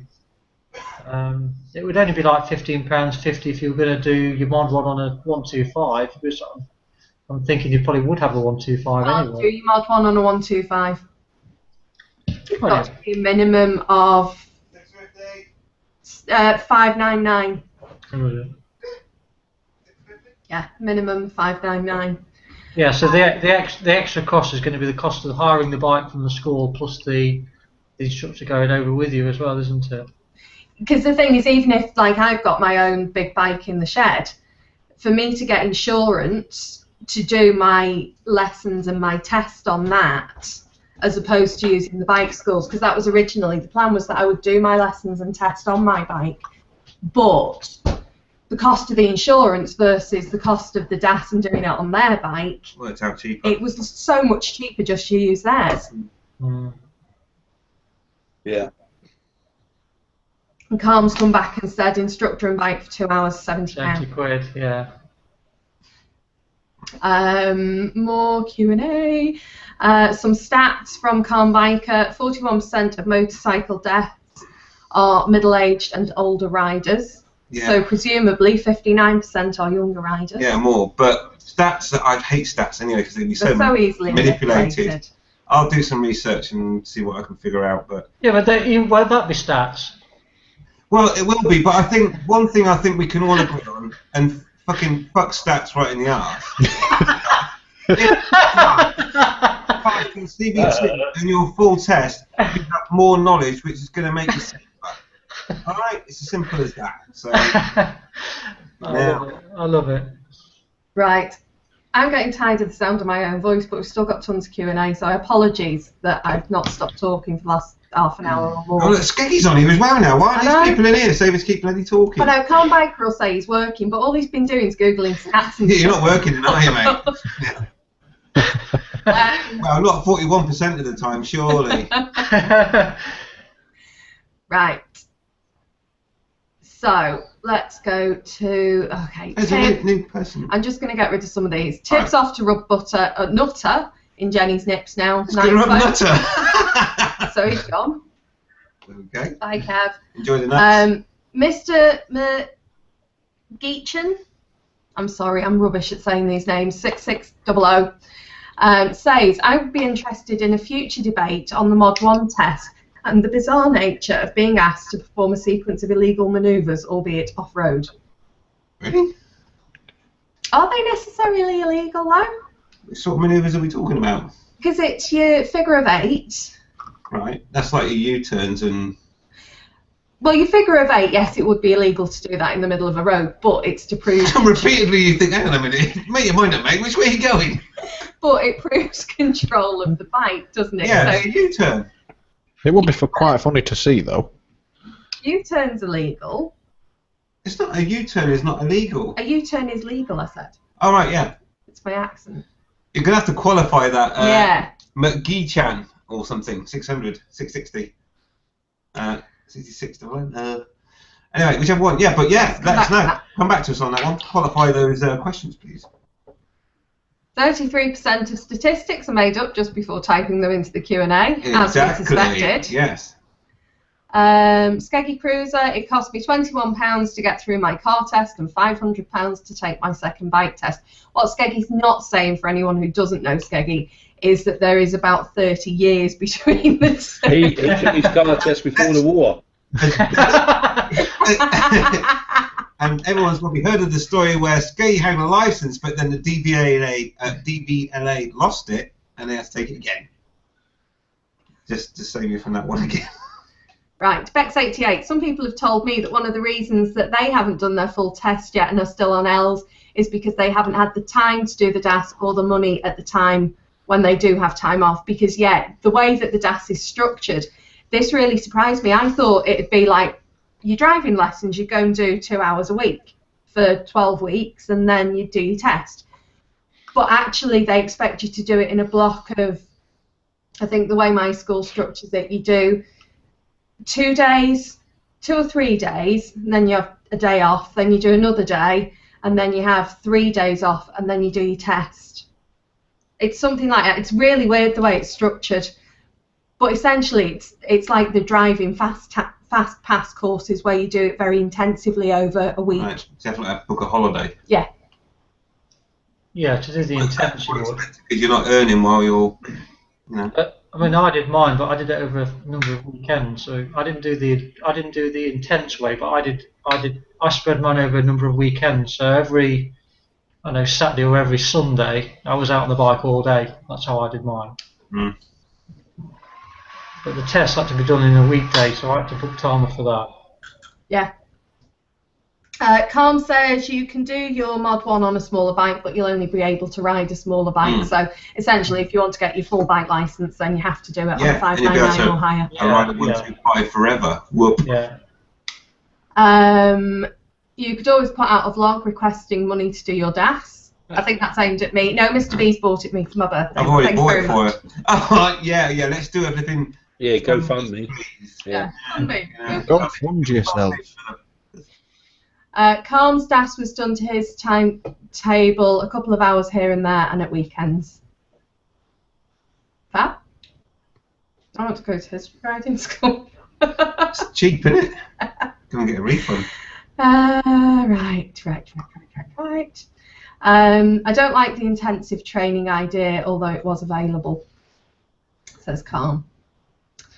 And the reason, also, back to Calm, the reason that he did his AIM with the baffles in was the same reason as Keith. The observer liked a loud exhaust because he could more easily detect gear changes.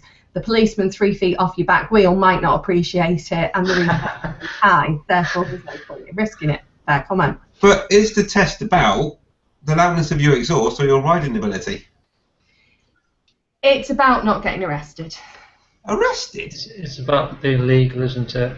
And perceived being legal, I suppose. I mean, there's a whole wide. We're going off topic, but there's a big debate about advanced riding. Yeah, it's not worth it.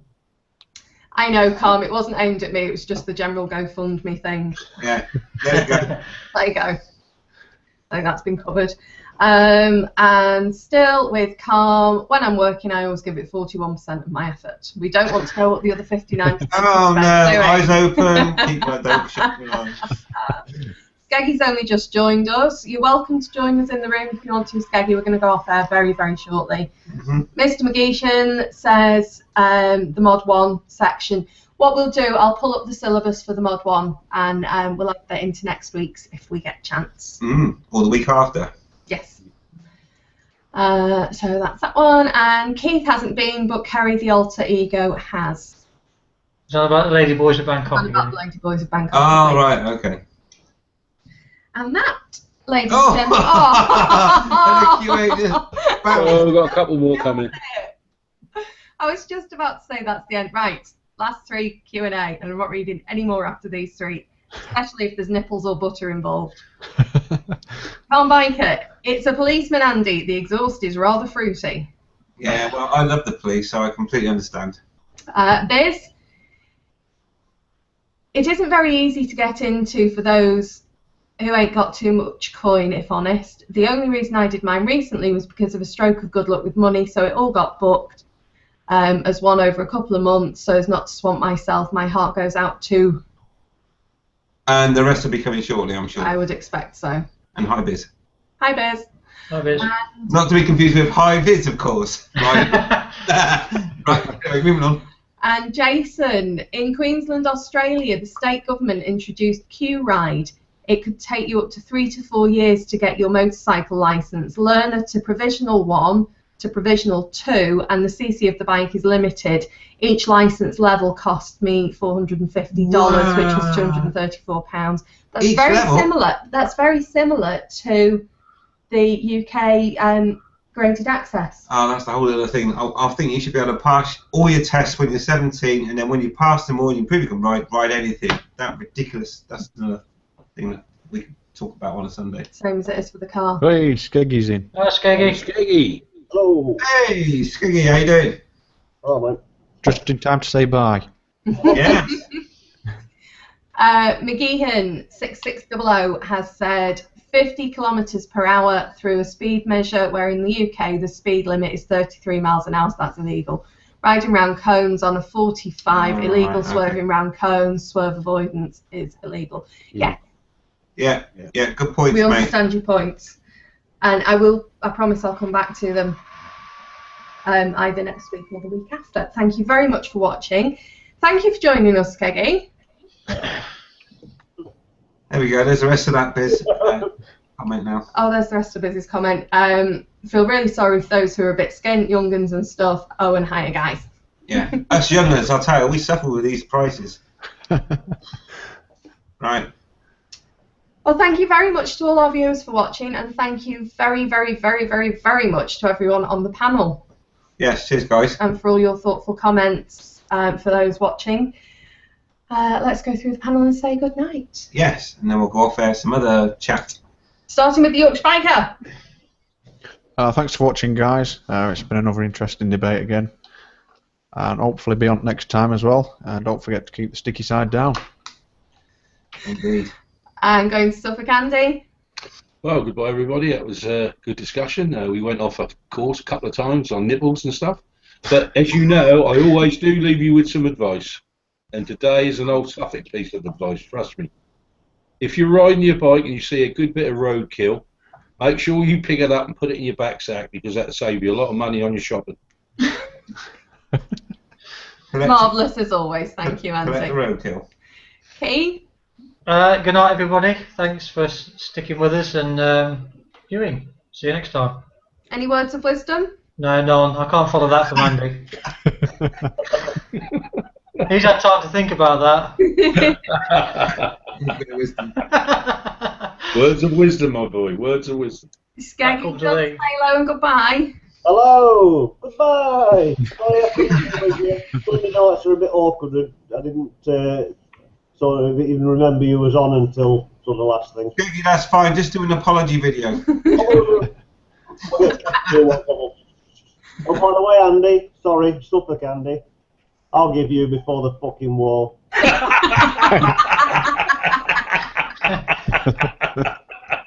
I had the science gig, you know that.